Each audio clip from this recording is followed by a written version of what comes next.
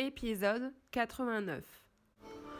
Du haut de l'Olympe, Hermès avait entendu les cris de ses fils. Il accourut et découvrit avec horreur ce qui venait de se passer. Il avait été bien naïf de compter sur cette magicienne pour protéger les Argonautes. Encore une idée d'Héra au bras blanc qui avait mal tourné. Il se retourna en entendant un bruit derrière lui. C'était Héra, attirée elle aussi par les cris. « Tes fils font bien du vacarme, dit-elle à Hermès. Mes fils ne peuvent pas admettre qu'on enlève une vie, même pour en sauver une autre, répondit-il agacé.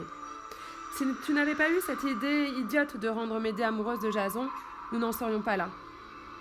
Merci pour l'idée idiote, dit-elle. Hermès s'apprêtait à répondre vivement lorsque soudain, tout devint noir autour d'eux.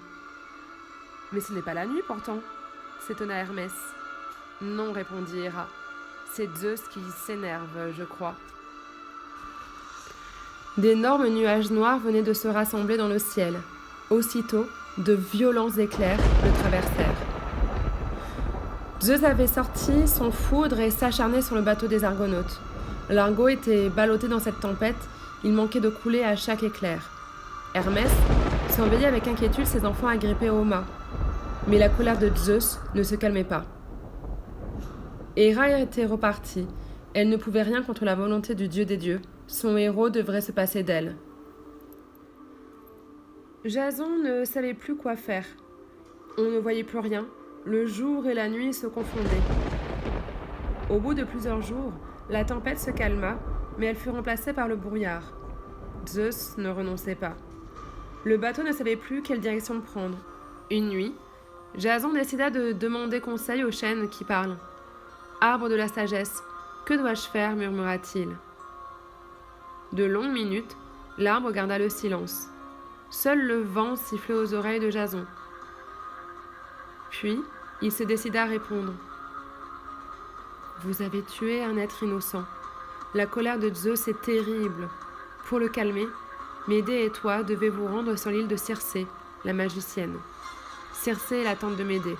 Elle seule peut vous laver de ce crime. » Une voix murmura derrière Jason. « Nous irons. » C'était Médée qui s'était levée, elle aussi, pour écouter les conseils du chêne. Jason la regarda. Il n'y avait plus rien sur son visage de la peur et de la folie qui avaient déchaîné sa sauvagerie. Juste une pâleur extrême qui faisait ressortir encore plus le noir charmant de ses yeux et de ses cheveux. Jason la trouva belle et lui sourit. C'était pour lui qu'elle avait quitté son pays, pour lui qu'elle avait trahi son père, pour lui qu'elle avait tué son frère. Sans elle, il n'aurait jamais ramené la toison d'or. Il se promit de l'épouser dès leur retour. Le lendemain, le voile du brouillard se déchira et l'Argo prit la route de l'île de Circé. Jason redoutait de rencontrer la magicienne et il n'avait pas tort. Celle-ci était une femme au pouvoir très puissant. Circé vivait seule sur une île dans une vaste et confortable maison. Elle s'avança sur le pas de la porte pour accueillir sa nièce, la fit entrer, puis se tournant vers Jason qui s'apprêtait à entrer également, elle lui dit sèchement « Non, toi tu restes dehors.